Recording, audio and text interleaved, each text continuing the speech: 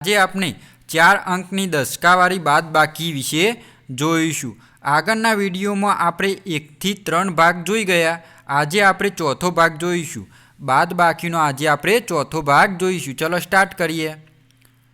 તો રકમ જોઈએ તો 9234 માઇનસ 6317 9234 માઇનસ 6317 તો જોવાના બંને સંખ્યાઓમાં એકમનો અંક જોવાનો 4 અને 7 તો 4માંથી 7 જાય નહીં તો એના માટે આપણે શું લેવું પડશે?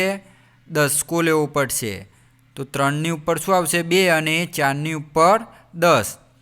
તો હવે 10 અને 4નો શું થશે? સરવાળો થશે। 10 અને 4નો શું થશે? સરવાળો થશે। તો 10 ને 4 14 અને 14માંથી આપણે બાદબાકી કરવાની છે। તો 14માંથી 7 જાય તો શું થાય? 7। 2માંથી 1 જાય તો શું વધે? 1।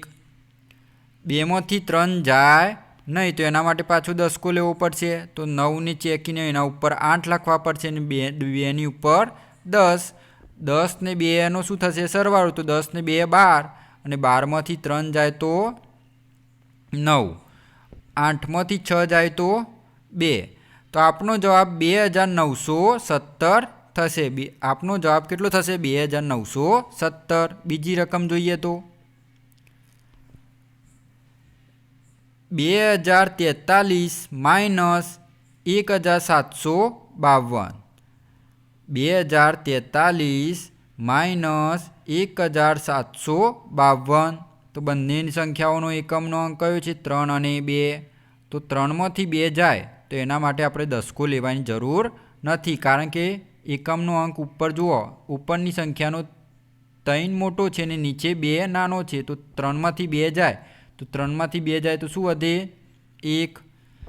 4માંથી 5 જાય નહીં। જુઓ ઉપર નાનો અંક છે નીચે મોટો અંક છે તો શું કરવું પડશે આપણે? એના માટે આપણે શું કરવું પડશે?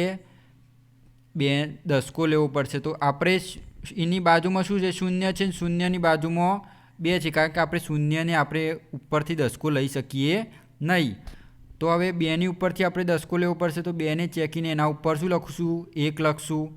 હવે 0ની ઉપર 10 લખશું અને 10ને ચેકીને આપણે એના ઉપર 9 લખશું અને 4ની ઉપર 10 લખશું। તો 10 ને 4 14 અને 14માંથી 5 જાય તો શું વધે? 9 અને 9માંથી 7 જાય તો શું થાય?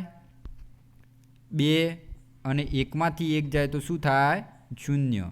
તો આપણો જવાબ કેટલો થશે? 291 જવાબ થશે। આપણે શૂન્યને ગણતા નથી। આગળ ગમે તેટલી શૂન્ય હોય પણ આપણે શૂન્યને ગણતા નથી। ચલો આગળ જોઈએ બીજી રકમ 9400 માઇનસ 3564 9400 માઇનસ 3564 તો ભાઈ આપણે આમાં દસકો લેવો પડશે કારણ કે શૂન્ય બંનેના એકમનો અંક જુઓ તો શૂન્ય નીચે 4 છે તો આપણે દસકો લેવા માટે કેટલા ખેંચશું?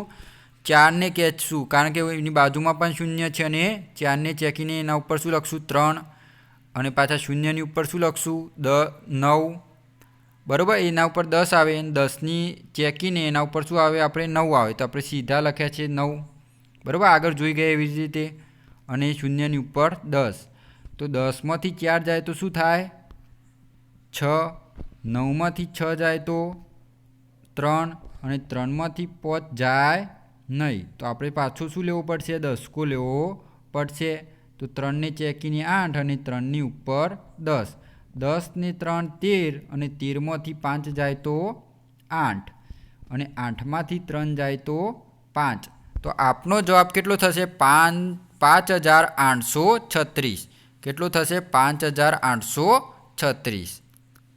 બીજી રકમ જોઈએ 7000 માઇનસ 3197 7000 માઇનસ 3197 તો આપણે આગળના બધા બાદબાકી જોઈ ગયા। તો આ તમારે શું કરવાનું છે? જાતે ગણીને તમારે કોમેન્ટ બોક્સમાં જણાવવાનું છે। શું કરવાનું છે? જાતે ગણીને કોમેન્ટ બોક્સમાં જણાવવાનું છે કે કેટલો જવાબ આવ્યો બરાબર। અને જો વિદ્યાર્થી મિત્રો તમને આ વિડીયો ગમ્યો હોય તો શેર કરો, લાઈક કરો અને સબસ્ક્રાઈબ કરો.